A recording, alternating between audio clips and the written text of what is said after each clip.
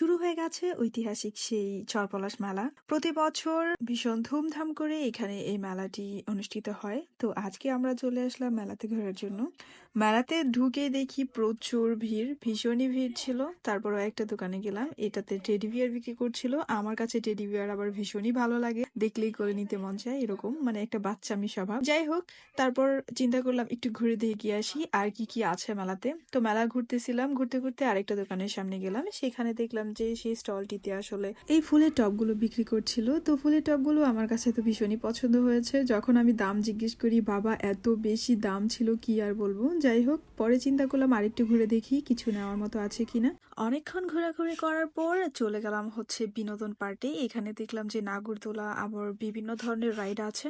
ছোটবেলা থেকেই আমার নাগরদোলা রাইড অনেক পছন্দ, তবে আমার কাছে ভীষণ ভয় লাগে, এই জন্য কখনো সাহস করে উঠা হয়নি। তো আজকে চিন্তা করলাম যে উঠা যাক, একদিন চড়ে দেখা যাক আসলে এর ফিলিংসটা কেমন। তো সাহস করে কাছে গিয়ে জিজ্ঞেস করলাম টিকিটের দাম কত। লোকটা বললো টিকিটের প্রাইস মাত্র 20 টাকা করে। তো আমার কাছে তো শুনে ভালো লাগছিল, যেহেতু প্রথমবার। আমি চিন্তা করলাম টিকিটের দামও কম আছে, তাহলে একবার উঠে দেখা যাক যে কেমন ফিলিংস। তো উঠে পড়লাম, দেখলাম যে অনেক মানুষ আসলে এইদিকে তাকিয়ে আছে, দেখছে যে সবাই কিভাবে রাইড করছে, বা অনেকেই আছে অপেক্ষাতে আছে যে পরবর্তীতে উঠবে। তো নাগরদোলার উপরে উঠে আমি আসলে এই ভিডিওটা নিয়েছি নিচ থেকে। তো ভিউটা অনেক সুন্দরই লাগছিল মাশাল্লাহ। নাগরদোলার উপর থেকে পুরোটা মেলার খুবই সুন্দর একটা ভিউ দেখা যাচ্ছিল মাশাল্লাহ। আমার কাছে তো ভিউটা ভীষণই ভালো লেগেছে। আপনাদের কাছে কেমন লাগছে অবশ্যই আমাকে জানাবেন। পুরোটা ভিউ দেখার পরে আস্তে আস্তে করে নাগরদোলাটা যখন চালু করলো, আমার কাছে তো ভীষণই ভয় লাগছিল, যেহেতু আমি প্রথমবার নাগরদোলায় উঠেছি আর প্রথমবার আসলে নাগরদোলায় চড়া হয়েছে।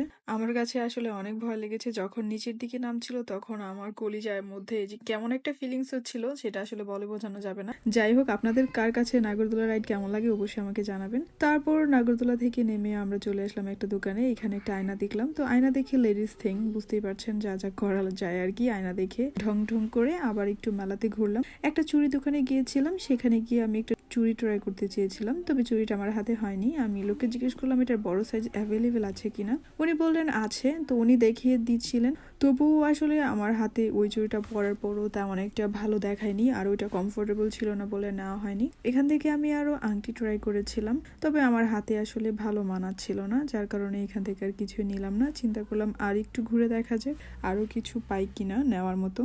তারপর ঘুরতে ঘুরতে আবার সেই প্রথম যে দোকানটাতে এসেছিলাম, যেখানে টেডি বিয়ার বিক্রি করতেছে, সেখানেই চলে আসলাম আবার। কারণ এই দোকানের যে বড় টেডি বিয়ারটা ছিল, সেটা আমার কাছে ভীষণই পছন্দ হয়ে গিয়েছিল।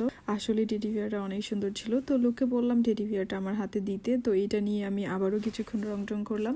আসলে কেউ যদি এটা থাকতো আমাকে এটা গিফট করতো, আমি অনেক খুশি হতাম। জিনিসটা আসলে আমার অনেক পছন্দ হয়েছে। নিয়ে কিছুক্ষণ রং ঠং করে তারপর চিন্তা করলাম যে থাক, এটা রেখে দেওয়া যাক, দেখি অন্য কিছু নেওয়ার মতো আছে কিনা। তো মেলায় তো আসলে অনেক কিছুই ছিল নেওয়ার মতো, তবে আমার আসলে পছন্দ হচ্ছিল না কিছুই। নেওয়ার মতো তেমন কিছু চোখে পড়ছিল না। এখানে দেখলাম যে ঝিলমিল বেলুন বিক্রি করতেছে। তো বেলুন নিয়ে কি করব, আমি তো আর বাচ্চা না। বেলুনের সাথে আসলে ছবি তুলে নিলাম। এখানে আরো কিছু জিনিস দেখলাম। তো টুকটাক কিছু জিনিস আসলে আমার নেওয়া হয়েছে এখান থেকে। খুবই সাধারণ সিম্পল জিনিস নেওয়া হয়েছে। এই তো ইতিমধ্যে মেলায় আরো অনেক মানুষ চলে এসেছে। আশেপাশে এত বেশি ভিড় হয়ে গিয়েছিল যে আসলে কিছুই দেখা যাচ্ছিল না। যাই হোক, আমি একটু খালি জায়গা দেখিয়ে দাঁড়িয়েছি যেন দাঁড়ানো যায়, কারণ এত ভিড় আমার একদমই পছন্দ না। এখানেও সবকিছু জিনিস একটু ঘুরে ঘুরে দেখছিলাম। তারপর আবার চলে গেলাম ওইখানে, দেখলাম যে আসলে বন্দুক দিয়ে নিশানা লাগানো হয়, মানে বেলুন ফোটানো হয়। তো আমি ভাবলাম যে একটু ট্রাই করে দেখি আমি পারি কিনা।